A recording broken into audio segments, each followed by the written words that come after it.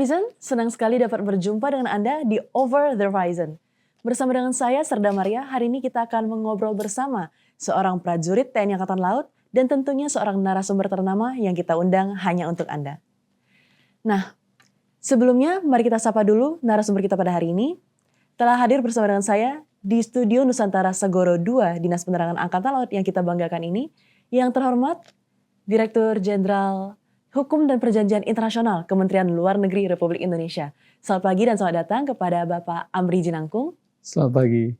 Dan yang saya hormati, Asisten Operasi Kepala Staf TNI Angkatan Laut, Laksamana Muda TNI Denny Hendrata, SEMM CHRMP. Selamat pagi dan selamat datang, mohon izin. Selamat pagi. Apakah netizen tahu bahwa TNI sendiri itu memiliki tugas yang notabene menjaga pertahanan dan keamanan negaranya? Tapi apa netizen tahu bahwa Angkatan Laut memiliki tugas yang sedikit lebih istimewa di samping tugas-tugas pokoknya sebagai Angkatan Bersenjata Republik Indonesia? Berdasarkan Undang-Undang Nomor 34 Tahun 2004, terutama di Pasal 9 Ayat C, Angkatan Laut memiliki yang namanya tugas diplomasi yang membedakannya dari matra lainnya. Nah, untuk menjelaskan lebih dalam lagi tentang tugas diplomasi ini, bisa kita lihat dalam penyelenggaraan program yang akan dilakukan dalam waktu dekat ini. Nah, yaitu Multilateral Naval Exercise Komodo. Netizen sudah pernah dengar tentang MNEC ini? Jika belum, maka hari ini kita telah mengundang Bapak Asop Kasal untuk berkenan. Mungkin menjelaskan lebih dalam, Bapak. Apa itu MNEC? Baik, terima kasih. Selamat pagi Pak Amri. Bahwa sesuai dengan tugas Undang-Undang TNI nomor 34 itu ada tugas Angkatan Laut di Pasal 9. Nah, mengalirnya kepada Pasal 9 tersebut itu lahir dari peranan Angkatan Laut. Peranan Angkatan Laut itu ada militer, ya, kemudian polisionil dan diplomasi.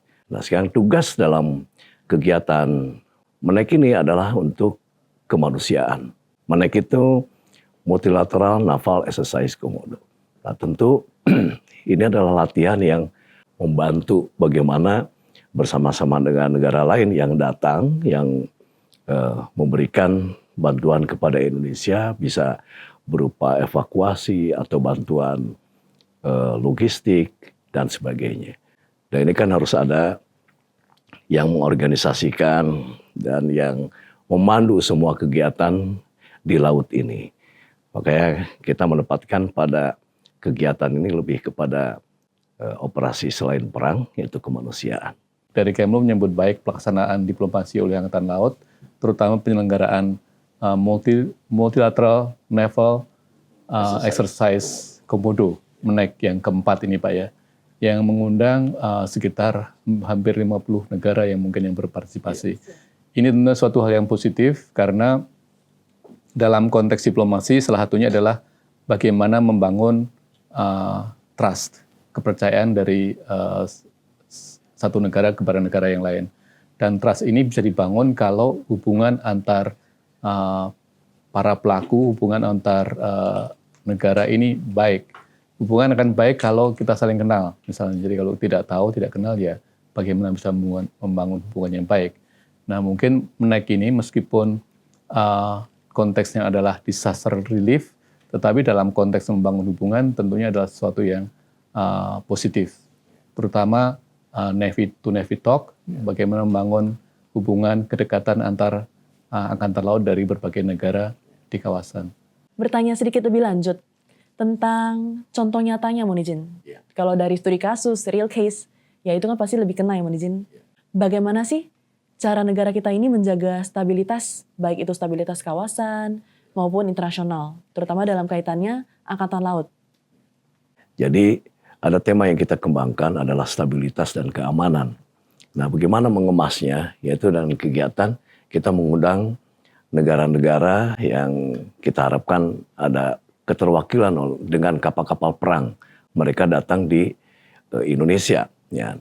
Dan ini adalah keempat kali. Yang pertama itu di Batam tahun 2014. Kemudian 2016 itu di Padang. Dan 2018 ya, itu di Lombok. Dan terputus karena ada COVID-19, maka kita baru bisa melaksanakan di 2023. Nah, kegiatan yang nyata ya bahwa kita akan melaksanakan kegiatan itu ada yang sifatnya keluar dan ke dalam. Nah, keluar itu merupakan kegiatan diplomasi mengundang negara-negara ya menjaga stabilitas komunikasi yang tadi disampaikan. Kalau nggak kenal maka ya nggak akan tahu apa yang diinginkan oleh negara masing-masing. Karena tujuannya itu adalah untuk membangun trust tadi ya kan. Jadi ada yang dinamakan dengan CBM. Dan kegiatan lainnya yang nanti di Makassar ini yang akan kita laksanakan itu ada kegiatan IFR ya. IFR itu adalah International Fleet Review. Nah, di mana kapal-kapal itu akan dilego-jangkarkan pada posisi sehingga nanti akan dilihat dari udara tuh baris Pak. Jadi di laut pun bisa baris ya kan. Nah, kemudian nanti ada kegiatan sailing pass ya, yang ditinjau oleh mungkin kita ini baru mengharapkan ya, kalau misalkan Bapak Presiden, Pak Menhan, Pak Panglima TNI tentu didampingi oleh Bapak Kasal ya, itu bisa melihat langsung termasuk mungkin Ibu Menteri ya. Ini merupakan suatu kebanggaan bagi kita bersama. Nah, kegiatan ke dalam itu ada kegiatan NCAP dan MEDCAP. NCAP ini adalah Engineering Capability Program yang sifatnya itu membangun sarpras ya, bagi masyarakat yang ada di lingkungan tempat kita melaksanakan kegiatan.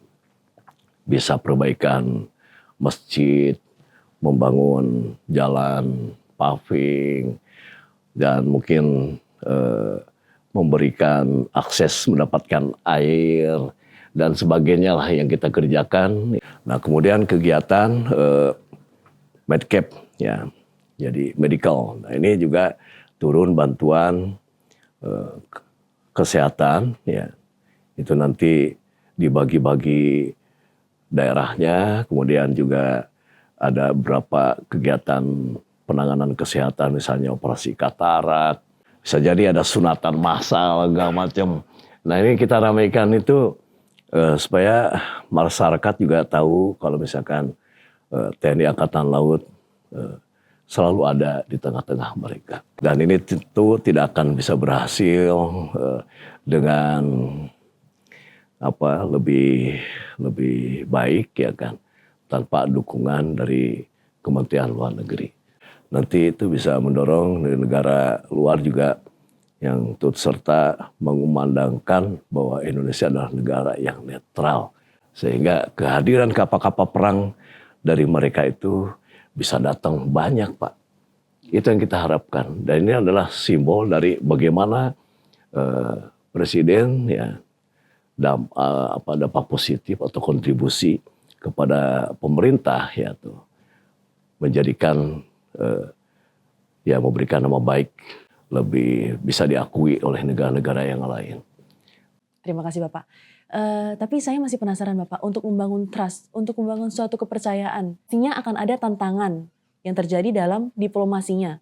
Baik itu Navy to Navy maupun negara kita Indonesia dengan negara yang kita undang dalam Latma Komodo ini. Apakah sudah ada pandangan, kira-kira tantangan apa aja sih yang akan ada di depan ketika kita mau menjalankan fungsi diplomasi kita ini? Sebenarnya dalam konteks diplomasi, ini kan interaksi antara dua negara, tiga negara, interaksi antar negara-negara. Dan ketika berinteraksi, mereka selalu ingin mengedepankan, termasuk Indonesia, ingin mengedepankan atau ingin mengawal kepentingan masing-masing. Indonesia ketika berhubungan dengan semua negara ingin mengawal kepentingan nasional kita adalah ini. Tantangannya dalam konteks eksternal barangkali adalah bagaimana kita bisa tetap mengawal kepentingan nasional, memperjuangkan kepentingan nasional, tapi juga kita tidak bisa menegasikan kepentingan orang lain. Karena kita bicara dalam interaksi ini kan kita tidak bicara dalam suasana vakum, hanya Indonesia, itu ada berbagai negara. Dan disinilah uniknya atau seninya diplomasi, Pak. Ini tantangan eksternal. Susah untuk disampaikan karena tadi ketika kita bicara the art of diplomacy, susah untuk mengungkapkan, tapi kita bisa merasakan itu. Tapi ngomong-ngomong tentang suksesnya diplomasi kita ini ya Bapak, dapat kita lihat dalam perwujudannya. Tahun lalu kita sukses menyelenggarakan G20.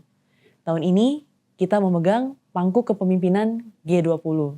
Nah, tak kalanya di sela-sela tahun lalu juga kita mengadakan yang namanya ANCM, di mana kasar-kasar se-Asia Tenggara kita undang.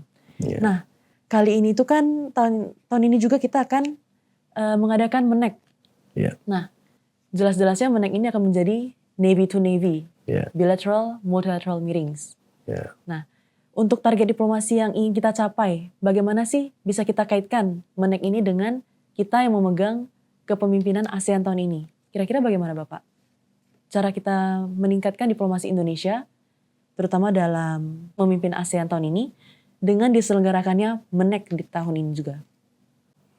Ya, kalau bagi Angkatan Laut ya kita tetap akan mendukung kebijakan dari tingkat atas, meningkatkan semua apa yang sudah kita lakukan sesuai dengan harapan dari pemimpin, apa yang menjadi kekurangan-kekurangan tahun lalu kita perbaiki di kegiatan saat ini. Sehingga dalam tugas, ini kan untuk mendukung tugas ke depannya, mendapatkan, tidak salah kalau pemimpin Indonesia dijadikan pemimpin ASEAN, ya kan ya.